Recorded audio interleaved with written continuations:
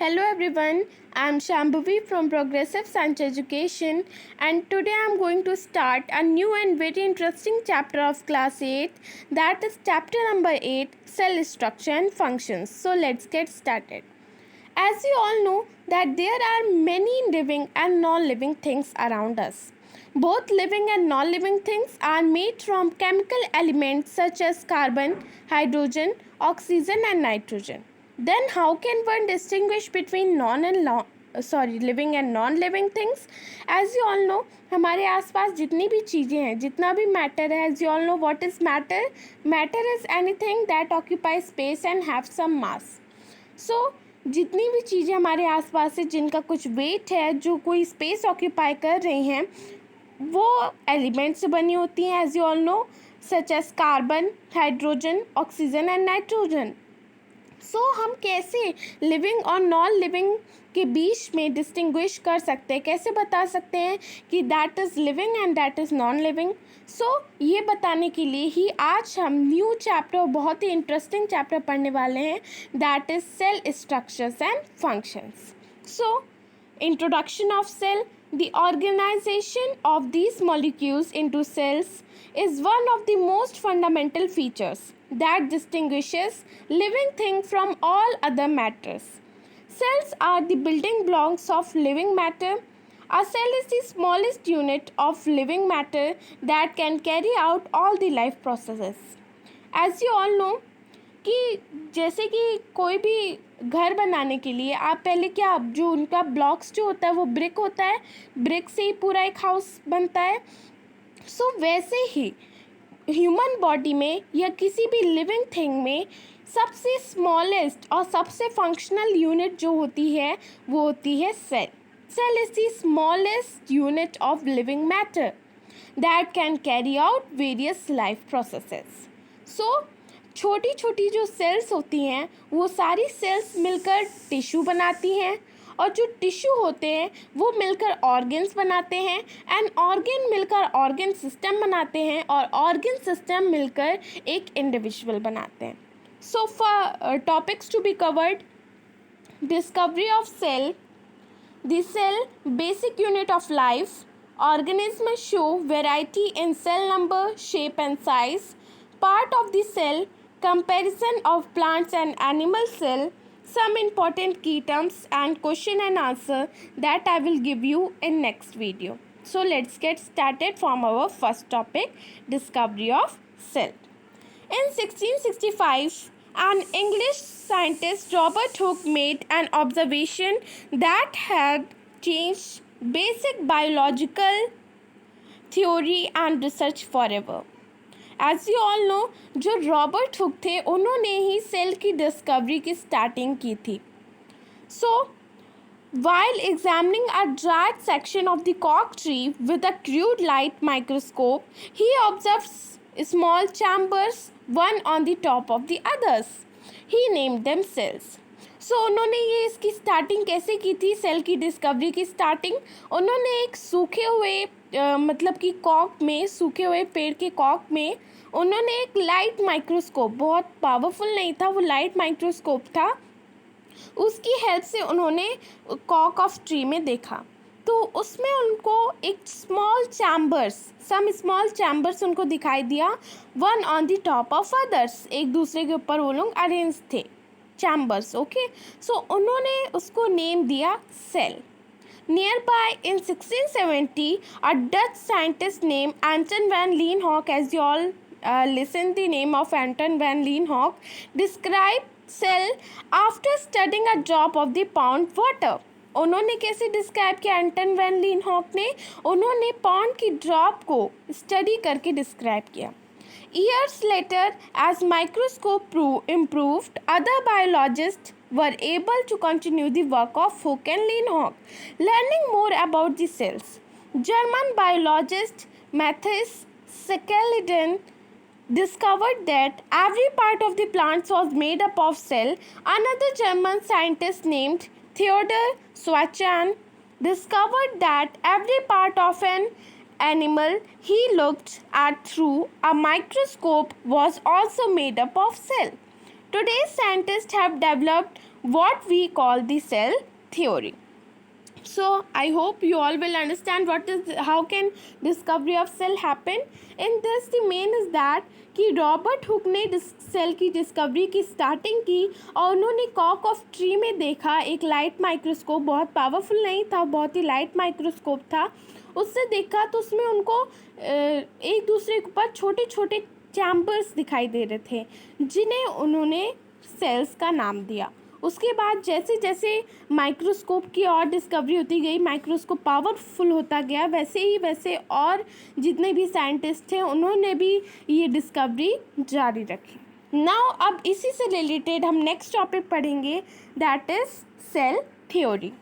So cell theory was first proposed by the German botanist Matthias Jakob Schalden and German physiologist Theodor Schwann in 1838. Finally, it was formalized by the German researcher Rudolf Virchow in 1858. It is the modern form. The cell theory has four basic parts. You know that you have to know that what are the four cell theory, what are the four basic parts of the cell theory. So first is the cell is the basic structural and the functional unit of life.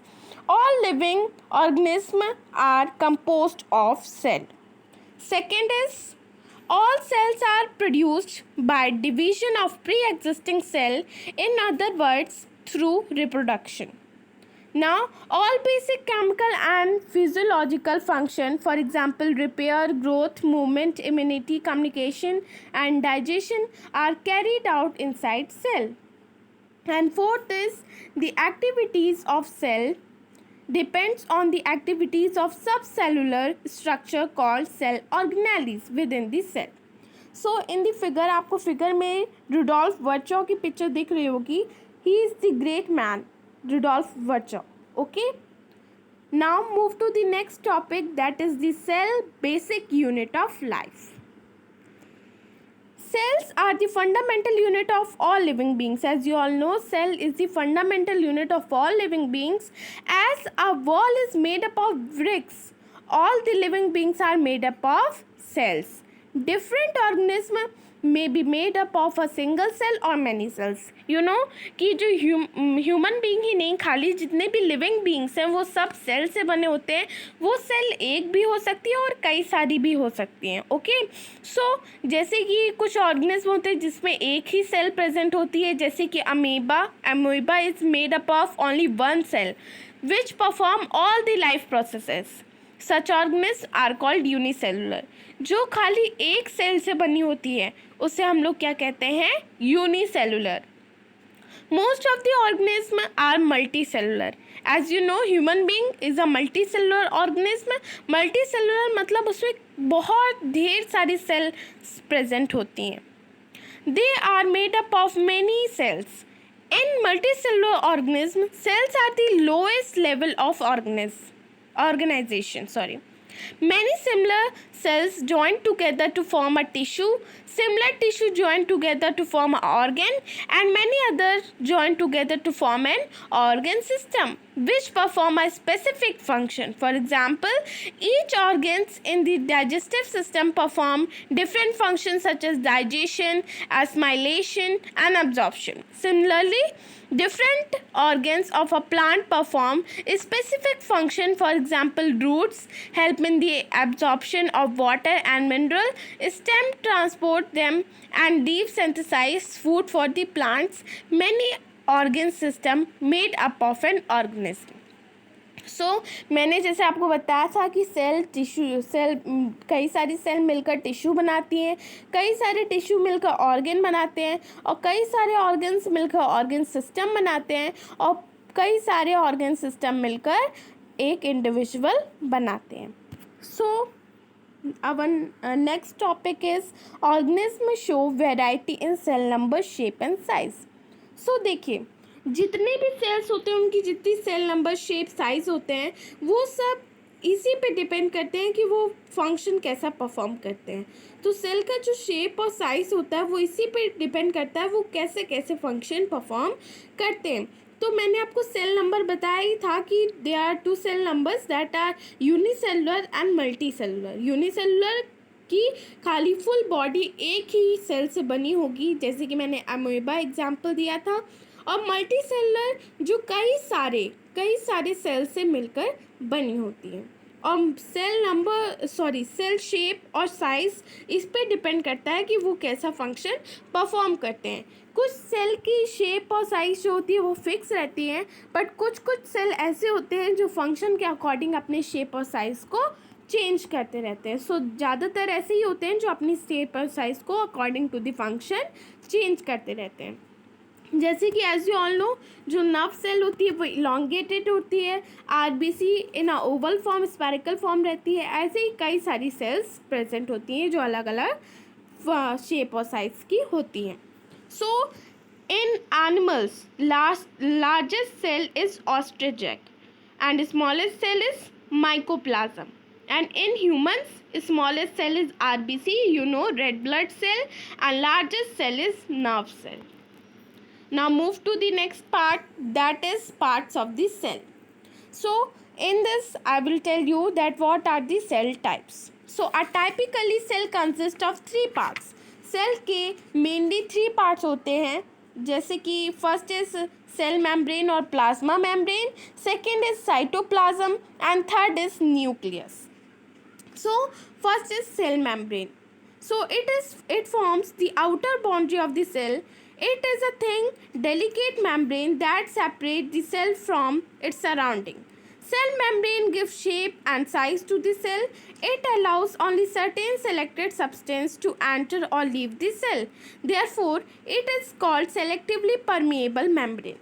So cell membrane एक ऐसी membrane होती है जो कि cell की outer boundary में present होती है.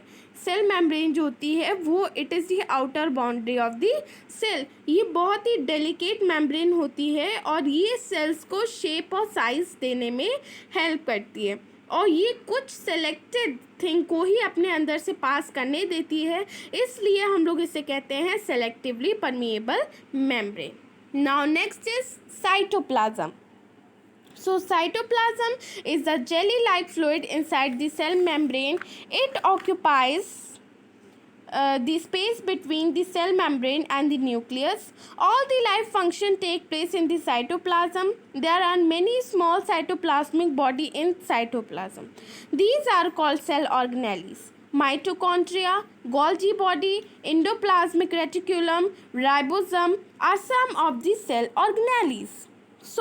अब आप पहले आपने सेल मेम्ब्रेन के बारे में देखा, अब आप साइटोप्लाज्म के बारे में देखेंगे कि साइटोप्लाज्म एक बहुत ही थिक और जेली लाइक फ्लूइड होता है जो कि सेल मेम्ब्रेन के अंदर ही प्रेजेंट होता है.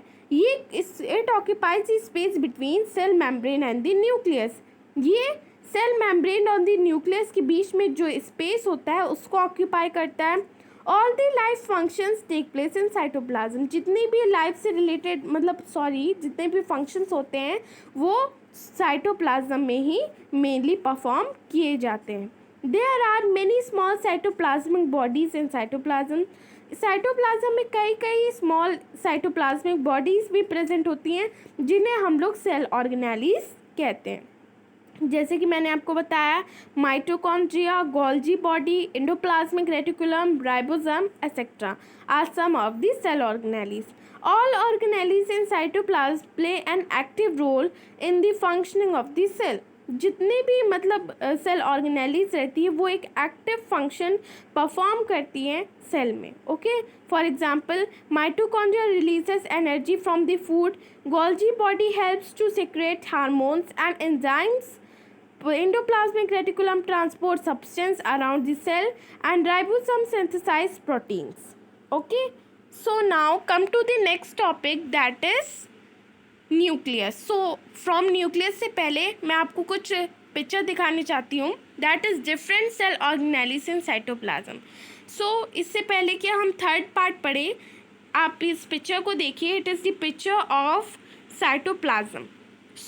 आप इसमें देख पा रहे होंगे कि इसमें सेल मेम्ब्रेन प्रेजेंट है, न्यूक्लियस प्रेजेंट है, गोल्जी एपरेटस प्रेजेंट है, साइटोप्लाज्म प्रेजेंट है, लाइसोसोम प्रेजेंट है, माइटोकॉन्ड्रिया प्रेजेंट है, और एंडोप्लाज्मिक रेटिकुलम प्रेजेंट है. See, it is the figure. Okay. Now move to the next topic, that is third part, nucleus. A squamous or oval shaped body floating in the cytoplasm is called nucleus. Nucleus एक Oval shape body है. एक Oval shape ऐसी body जो cytoplasm में ही float करती रहती है, cytoplasm में ही, उसके लिक्विड में ही फ्लोट करती रहती है, इज कॉल्ड न्यूक्लियस. इसी को हम लोग न्यूक्लियस कहते हैं. आपको इसकी डेफिनेशन मेनली याद करनी है, that is important. Okay. The nucleus control vital function of the cell. Nucleus जो होता है वो कई सारे इंपॉर्टेंट फंक्शन परफॉर्म करता है सेल में, और ये एक थिन मेम्ब्रेन से सराउंडेड होता है जिसको हम लोग क्या कहते हैं, न्यूक्लियर मेम्ब्रेन. एनिमल सेल में न्यूक्लियस जो होता है वो सेंटर पे प्रेजेंट होता है, but it can be at the periphery in plant cell. Okay. Now the nucleus consist of the following 4 parts. अब न्यूक्लियस के भी 4 पार्ट्स होते हैं. First is nuclear membrane, second is nucleoplasm, third is nucleolus, and fourth is chromosomes. So let's get study about them. First is nuclear membrane. It surrounded the nucleus. It control and allow the passage of the certain material in and out of the nucleus, nucleoplasm. A dense fluid in the nucleus is called nucleoplasm. Nucleolus, it is a spherical body present inside the nucleus. It contains ribonucleic acid, RNA. It is responsible for the protein synthesis. Chromosome are thread-like structure composed of deoxyribonucleic acid, DNA. These contain basic hereditary units called genes. Genes are responsible for passing genetic characteristics from the parents to the offspring. A child resembles his or her parent on account of these genes. So, मैं आपको ये बताना चाहती हूँ कि इन 4 types, जितने भी ये 4 टाइप्स हैं, आपने पहले न्यूक्लियर मेम्ब्रेन के बारे में पढ़ा, दूसरा आपने न्यूक्लियोप्लाज्म के बारे में, third nucleolus, and fourth is chromosome. So ये जितने भी 4 हैं, ये 4 are the types of nucleus, और इसमें इसका जितनी भी डेफिनेशंस दी है इसको आप लर्न कर लीजिएगा. So first is nuclear membrane. इसमें इसने बताया कि ये न्यूक्लियस से सराउंडेड रहता है, और ये जितने भी पैसेज होते हैं, जितने भी मटेरियल होते हैं, वो कौन अंदर आएगा, कौन बाहर जाएगा, वो ये मतलब कंट्रोल करता है. नाउ उसमें आपने नेक्स्ट न्यूक्लियोप्लाज्म देखा. वो एक डेंस और फ्लूइड सा स्ट्रक्चर है न्यूक्लियस का, जिसे हम लोग न्यूक्लियोप्लाज्म कहते हैं.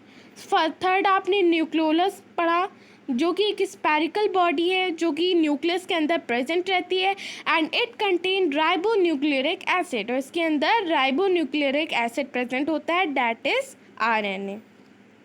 It is responsible for protein synthesize, और ये प्रोटीन सिंथेसाइज के लिए ही रिस्पॉन्सिबल होता है. फिर आपने फोर्थ क्रोमोसोम पढ़ा. क्रोमोसोम एक थ्रेड लाइक स्ट्रक्चर होता है जो कंपोज करता है deoxyribonucleic acid, that is DNA. Okay. और इसके अंदर बेसिक यही होता है, हेरिडिटरी यूनिट होती है जिसे हम लोग जीन्स कहते हैं.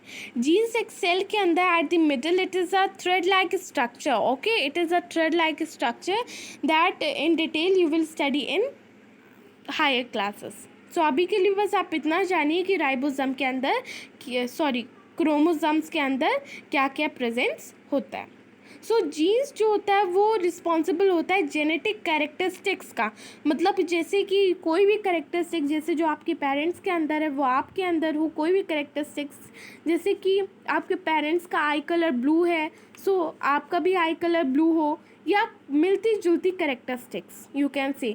बट ये कैरेक्टरिस्टिक्स कभी कभी नहीं होती. कभी कभी आपके पेरेंट्स का आई कलर ब्लू होता है, बट उनका और आपकी मदर का आई कलर ब्लैक होता है, तो उनका कॉम्बाइन होके आपका ब्राउन भी हो सकता है. So what ever it happens, but कभी कभी जीन्स की जो कैरेक्टरिस्टिक्स, मतलब जो जेनेटिक कैरेक्टरिस्टिक्स होती है पेरेंट्स की, वो आपके अंदर प्रेजेंट होती है. Now next you will study about function of nucleus. So nucleus of the cell has the following functions: transmission of hereditary characteristics from generation to generation, control of all the life functions taking place inside the cell, the living substance of the cell called protoplasm. It consists of cytoplasm and nucleus. I hope you understand the function of nucleus is same as, जैसे कि मैंने आपको nucleus के बारे में जितना बताया वैसे ही सेम उसका फंक्शन है कि वो हेरिडिटरी कैरेक्टरिस्टिक्स को जनरेशन टू जनरेशन में ट्रांसफ़र करता है and control the life function, और जितने भी लाइफ के फंक्शंस हैं जो सेल के अंदर परफॉर्म करते हैं उसे कंट्रोल करता है. जितने भी लिविंग सब्सटेंस सेल के अंदर होते हैं उन्हें हम लोग प्रोटोप्लाज्म कहते हैं एज यू ऑल नो, और it consist of cytoplasm and nucleus. Now अब हम लोग ने सेल्स के बारे में देखा और आप ये पिक्चर्स में देख पा रहे होंगे कि ये it is a plant cell which is green like and the animal cell. It is wholly the cell, okay? It is very small in size, okay? So see, in plant cell, cell wall, cell membrane, Golgi apparatus, chloroplast, mitochondrion, cytoplasm, ribosome, endoplasmic reticulum, nucleolus, nucleus and vacuole.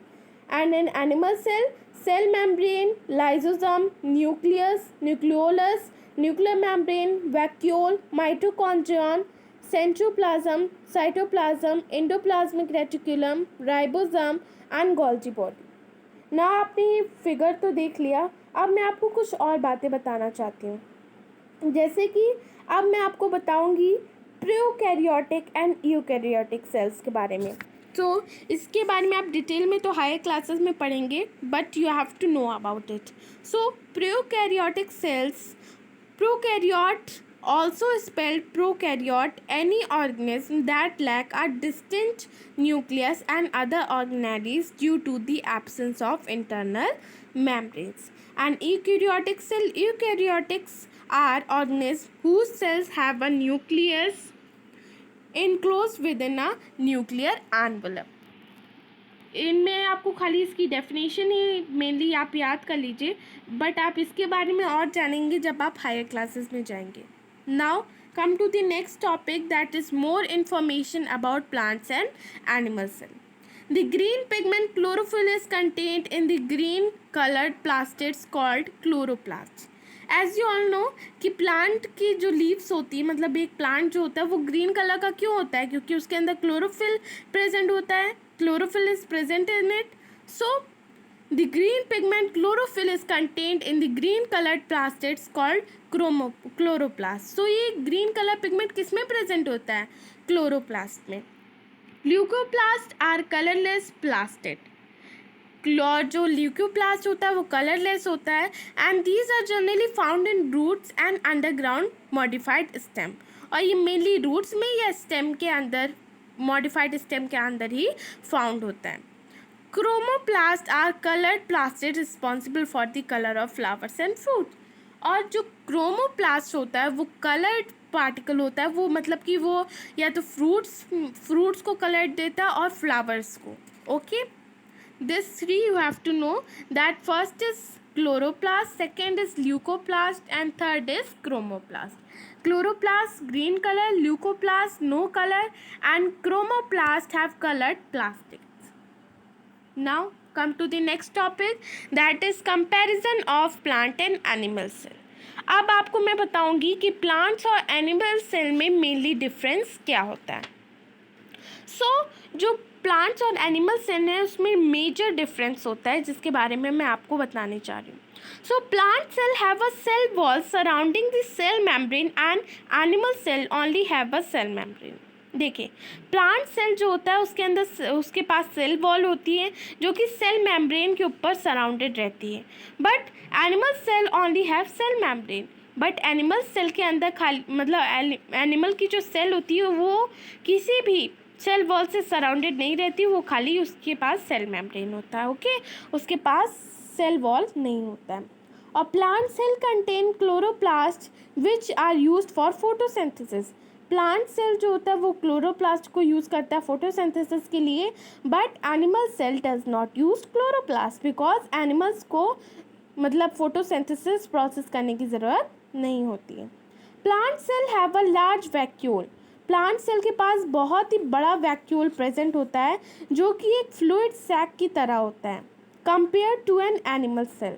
Animal cell के पास छोटा ही vacuole होता है, वो mainly बहुत कम ही होता है vacuole, but plant cell के पास बहुत ही बड़ा वैक्यूल प्रेजेंट होता है, अ लार्ज वैक्यूल। ओके, सो अब मैं ब्रीफ जो कंपैरिजन है सेल पार्ट्स, उसके लोकेशन में, उसका डिस्क्रिप्शन, उसका फंक्शन, वो सब मैं आपको बताने जा रही हूँ।